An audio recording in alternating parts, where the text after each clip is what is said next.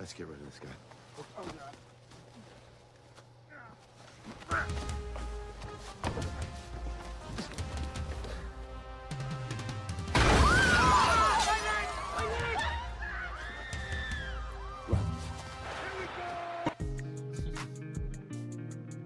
Well, good morning, good people. Mark Holmes here, of course, with my buddy Cowboy Joe Boo, as well as the crowd favorite, the Funky Chicken. And as always, I want to say thank you all for watching, commenting, subscribing, and being part of the Joe Boo Sports Report.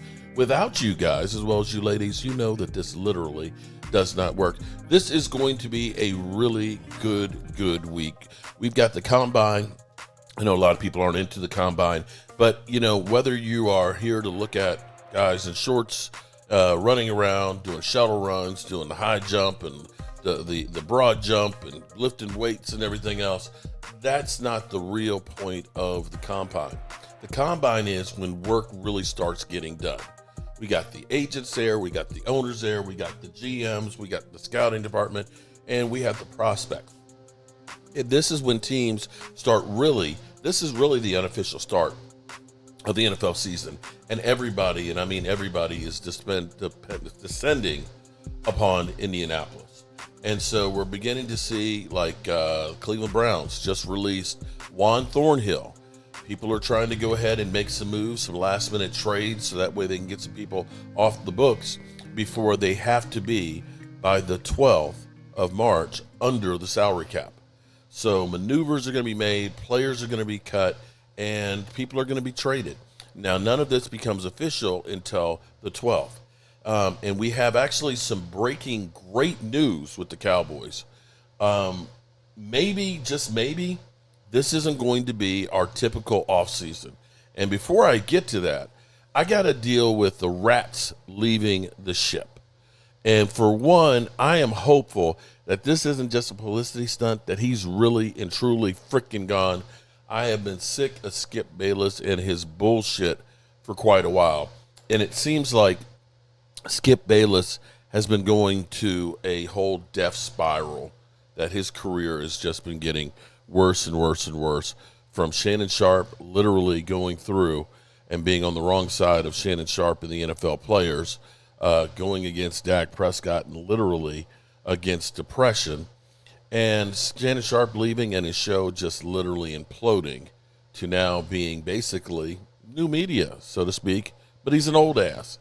Unlike my old ass, it's been new media forever. He's just getting there. And he's understanding about shock and awe, because he's trying to shock everybody with this bullshit here. And unfortunately, this is 4 minutes long, but maybe this is the funeral march of Skip Bayless.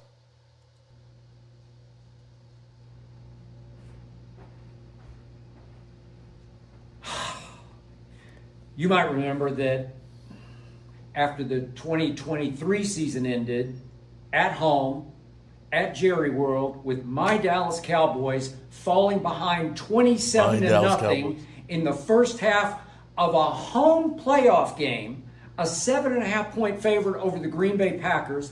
And after they eventually lost that game 48-32, I proceeded to march into my kitchen to the trash can and throw away every last piece of all my cowboy wear, all my jerseys, all my hats. Everything went bam, bam, bam, right into the trash where it all stayed. So I had to start over before last football season, and I had to buy a new jersey, and I had only one shot, this shot. My kicker. I hate field goal kickers. Now, to Jerry Jones, he probably likes this because you threw away all your stuff and then you went out and bought some more. Oh, now we're doubling down. There you go. Jerry Jones is probably smiling at this. But I have the best kicker in football. I've decided I have the best kicker in the history of football, with the strongest leg and the most accurate leg I've ever seen. So I said, I give up. I'm buying a Brandon Aubrey jersey, number 17. And I thought, that'll bring me luck last year. Think again, Cowboy fanatic. No. So I wear 17 through about half the year, the first, 5 home games. We got blown off the field by halftime again and again and again and again and again until I didn't throw this away. I just threw it in the closet and left it in the closet for the rest of the year. And then I sat back through the off season and I had to hear my owner, Jerry Jones, Scary Jerry, say, I'm all in. And he was all time, all out because he did next to nothing. And then I had to sit painfully, silently, and watch Howie Roseman, the GM of the Philadelphia Eagles, win the entire offseason. He won free agency. He won the draft. He had the greatest offseason any GM has ever had. And I finally gave up. And in August, I said publicly, the Eagles are going to win the Super Bowl. And guess what? I proved to be painfully, traitorously, ridiculously prophetic. I'm a genius about the Philadelphia Eagles because they did go win the Super Bowl, which has led me to this. It has come to this for me. Get to it, please. I have now purchased with my own money. Because ain't nobody giving you any now. Featuring a quarterback I have always loved, Jalen Hurts, and a team I have always hated, the freaking Philadelphia Eagles. I hate this color. It makes me sick at my stomach. And it has come to this, ladies and gentlemen.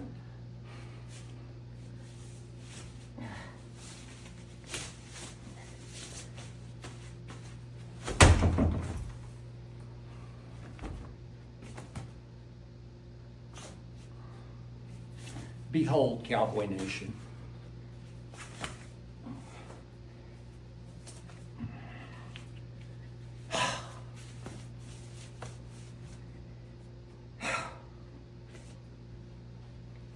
What do you think?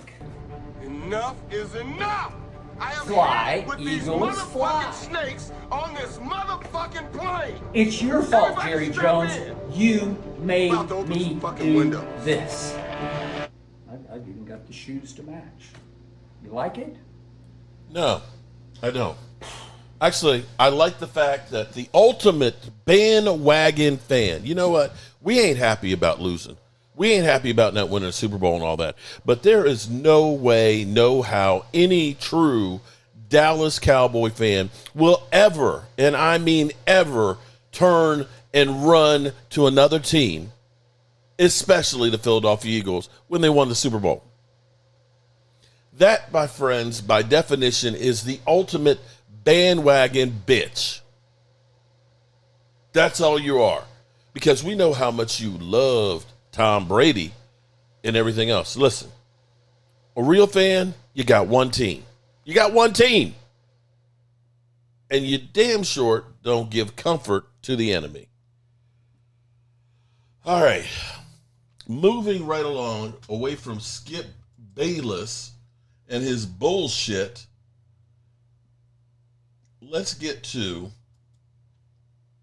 the good news, maybe, for the Dallas Cowboys. The thing the Dallas Cowboys have always done is they wait because, as Jerry Jones always says, hey, you know, deadlines get deals done. Yeah, they get them done. You ultimately get it done, but it gets them done effed up.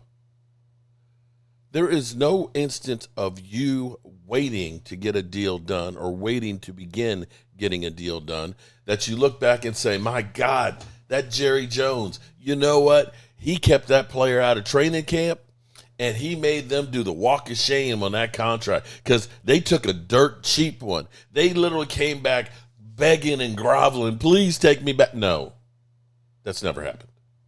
It's never happened. We hear all the bullshit about how we're not going to reset the market, and we blow the mother humper out the water. Blow it away. With Zeke Elliott. Do you know that Zeke Elliott is the second highest earning running back in the history of the NFL, behind Adrian Peterson, but Adrian Peterson played almost twice the amount of games? Yeah. We won't even talk about Michael Gallup getting $52 million, 30-some of it, 35 of it fully guaranteed, while he was literally getting his knee worked on. Or Jalen Smith, a guy who had drop foot. Or waiting to get D-Law's deal done where he says, I'm not getting my shoulder operated on until I get my contract, which screwed that season. Or waiting till the last minute to try and get Dak Prescott's deal done where he was on a franchise tag and literally 4 o'clock coming around and not being able to get it done in time. Oh, I say it again. You've been had. You've been took. You've been hoodwinked, bamboozled, led astray, run amok. This is what he does. That's what we do. And when free agency comes around, I remember one year, literally, the Joneses were in Carolina on vacation. They don't do anything. Last year, the Dallas Cowboys, the last team to sign a free agent, and it was their own, their long snapper.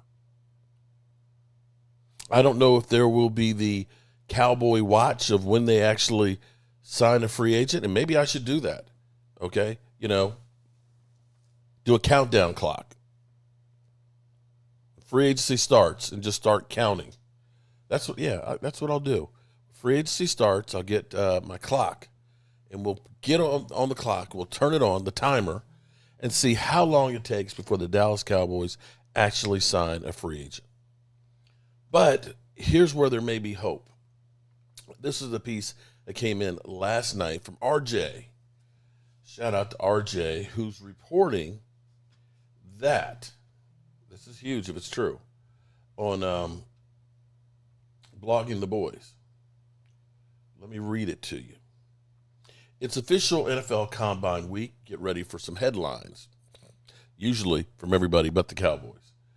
This is one of the biggest and most important weeks of parts of this week, if we're being honest. While the goal is obviously to garner information, boy, I can't talk this morning, garner information about the upcoming NFL prospects, that so many coaches and front office figures speak and linger with one another, provides plenty of pieces for valuable information. Before the week officially begins, that process has already begun for the Dallas Cowboys. Late Sunday night, the Dallas Morning News published a story about a conversation they had with Stephen Jones, and in Jerry's notes that the Cowboys have begun contract negotiations with defensive tackle Osa Ndigizua. Oh shit! Oh shit! Oh shit! Oh shit! Oh shit! Oh shit! If you don't know, Osa Ndigizua,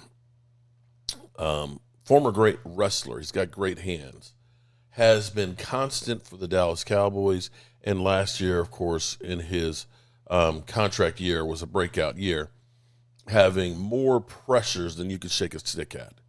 Osa a little bit on the smaller side, but as a 3 technique, a guy that could be critical for Matt Eberflus's defense. And typically, when we have guys that actually play this good, we let them go. We don't pay them. We just don't. We let them walk and say, we'll just draft their replacement. So, before the week began, it was reported that, Before the weekend began, it was reported that Dallas had yet to be in contract negotiations with Micah Parsons. The report was regarding that Stevens' conversation tracks with that it appears that Dallas is focusing on Osa Ndigizua first. In terms of variable time, that thought process makes sense. Ndigizua is set to become a free agent with the new league beginning, where Parsons is under team control through the 25 season. And as a result of the year being his 5th-year option campaign, previously Parsons was a first-round pick in 2021. And Osa Ndigizua went in the 3rd, which is where there's a difference. Ultimately comes first, because you got the 5th-year option with, of course, Micah. You don't with Osa Ndigizua. So that's what the Cowboys are looking at.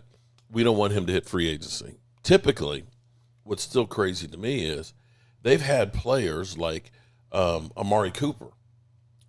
When Amari Cooper was a free agent with the Cowboys, we let him go out and test free agency. He actually went to the Commanders. The Commanders offered him more money, but he came back to the Cowboys for less. We let Randy Gregory go out there. He actually made a deal with Denver, came back to the Cowboys with that deal. the Cowboys wanted to add a couple of things for themselves into it, and ultimately ended up being that they didn't sign him. And it's probably good that they didn't, because Randy Gregory never did much. What a career that was wasted. A guy with all of the talent in the world and never reached his potential. And so the Cowboys are looking to make sure that they can lock him up before that time. Now, until March 2nd, they can franchise tag him to buy some more time. If they figure that we're negotiating, things are getting close, they could tag him. Now, the tag price, of course, would be, I believe it's $23 million per year, but that would prevent him from being able to talk to anybody else and give you time to work on a long-term deal. Now, you may be thinking, well, I've been hearing numbers of like $21 million a year. Well, that's true. It will. The deals will average out, and it just depends on how they structure it. It could end up being that what they do is they end up basically kicking some of it down the road. That first year typically of a new contract is not going to be $21 million. It may be more like $10 million the first year, which is more palatable now that we actually have more money to actually spend because the salary cap going up, as well as the idea of the rollover that's going in there. And if you're looking and saying we're going to get Micah Parsons done too, you'll be able to get some more money from that situation. But because of the rollover and because of the cap going up, you have the money right now to get him signed without doing anything with Micah. And, with time being of the essence, you're better off getting Osa done if it's going to take you 2 weeks, because 2 weeks and 3 days is when free agency starts. Actually, no, it's less than that. 2 weeks. In 2 weeks, free agency starts. You're better off going ahead and knocking that one out. And that may be, although we know how Cowboy fans, we're fickle, that may be where fans look and say, okay, we've done something. But knowing Cowboy fans, half the people will be happy about it, and the other half will say it was wasted money because he's just an interior defensive tackle. We should have spent money going for Myles Garrett. Now, Myles Garrett, that situation, well, Myles Garrett, I don't see how they are able to trade him because of the cap situation that they're in. They trade Myles Garrett, they're going to basically take $35 million of dead money. Right now, his contract is $19 million. They're already almost $30 million over the cap right now and having to do something about Deshaun Watson. It's one of the reasons why you see they let go Warren Thornhill. Trading him, the best thing they can do with trading him would be trading him post-June 1st, because then at least they can take the money, the hit, over 2 seasons. Problem is after the draft, your draft picks aren't as valuable as before the draft because you have a known quantity. If I'm trading my draft pick for this year right now, I know exactly where it's going to be. If I trade Myles Garrett to, a team that ultimately wins the Super Bowl, then it kind of ends up being almost like a second-round pick because they're the last team to pick. So these are some of the things that are going on. It's great for us to dream about having all these different players and things like that. But the reality is one, the Cowboys aren't one to make too many moves. And two, financially, it's difficult unless you got Howie Roseman. And so that's where we are as Dallas Cowboy fans. So the final part here will go is at least the Cowboys are beginning to do something. We'll see if this is the only move they do or if they actually are going to be serious on an off season. And if they are, Oh shit! maybe we got a chance. Let's go to Rich Eisen to realistic expectations for the Dallas Cowboys. The salary cap in the NFL is going up and going up by a lot. Now, a lot of folks may wonder, what does that mean for you and your team? Guess what? If it was $255 million last year, and it was, and it can go maybe up to $281 million this year. That means over the last 2 years, according to Dan Graziano of ESPN, $53 million the cap has gone up. And what that means is you can pay players more. And what that means is if you're going to start scrimping on a running back, you are a complete and total moron. I just said that about general managers. You know what I mean? Like, oh, so we can't pay you $15 million. We got to pay you $9 million when there's $6 million of $53 million over the last 2 years going up. No, let's not go ahead and pay a difference-making guy. Let's just go and draft one and hope he can be it. You're missing the boat. I should say that instead of a moron. That's just the way I feel about it. It's certainly Howie Roseman just showed you. You know, if they scrimped on a running back position, would they have won the Super Bowl this year? Perhaps not. Perhaps not. And what this also means is players who are looking for more coin. They should be able to get it. Cha-ching. You know who's one of them? Cha-ching. Micah Parsons retweeted it. LFG. That's awesome. Retweeted about the cap going up. LFG. he LFG'd a couple of posts. One was also Matt Eberflus, the new defensive coordinator, talked yesterday for the first time since arriving back in Dallas. He was the linebacker coach for 7 seasons there underneath Jason Garrett.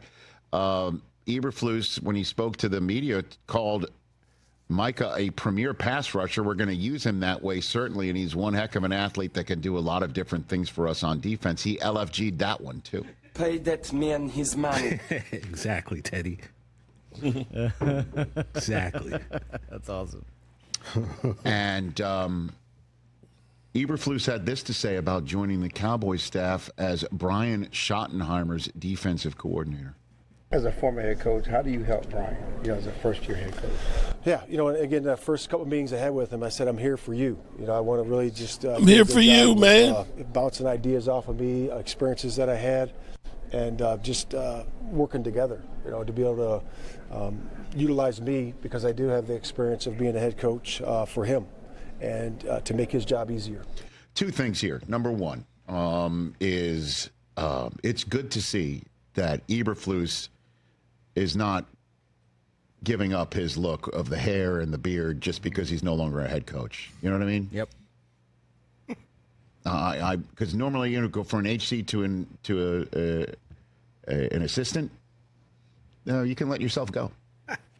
Not when you have a glow up like he had. I mean, he's glowing up, and two is I know people have their fun and say, what's Eberflus going to bring from his head coaching experience in Chicago to Brian Schottenheimer? A lot.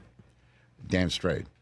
Let me tell you, man, he is an excellent defensive coach in the National Football League. You got yourself a winner. A stud. There. I think the Cowboys defense is definitely not the problem here. The problem is what's going to happen on the offensive side of the ball. Certainly, if you went ahead and didn't dip your toe in a much larger coaching pool with more of experience and a more expensive pool for coaches because you want to keep the system for Dak and everybody else that Mike McCarthy brought in and that Brian Schottenheimer is going to continue. It's the offensive side of the ball. Who's coming, man? Who's going to protect Dak and who's running it? Rico Dowdle's a free agent. Who other than CeeDee Lamb can catch the ball? That's what we're talking about here, right? Also, Rich and Chris, we laughed a lot about Brian Schottenheimer getting hired, right? But if you look back, think all the coaches recently that at their introductory press conferences, we all kind of rolled our eyes at. Nick Sirianni, what's he done? Been to 2 Super Bowls. Dan Campbell, pew, pew, pew, pew, Cannon. All these guys, people looked at and went, what's going on? And they've all been pretty decent, especially Sirianni and Campbell. So that's why I'm willing to give Schottenheimer the benefit of the doubt. There you go. You also have no choice but to anyway. Yeah, I mean, what else am I going to do? Actually, it's my you last have a year. choice. It's my last year, unless I see something. You do have a choice. By the way, Jason Feller did this in your absence, Mike. He provided me with this wonderful folder. Inside his, he made his excellent cardstock as well. He made a certificate of release of fandom presented to T.J. Jefferson, and his own. He even made his own seal of. Because Jay is also amongst many things an actual notary. Yes. Yep. He's we think. And you have not signed this. Yeah, I got one over here. I told you. I'm going to let this year play out. What do you mean you have one over there? Play out. He made one of the certificates for you? He made a couple copies. Oh. Yes. Where's my Same Dodgers cardstock, too? It's good stuff, man. I mean, listen to this. Oh, yeah. That's not serious cheap. cardstock. That's not cheap. Yeah, it's not cheap. Clayton Adams, you know who he is?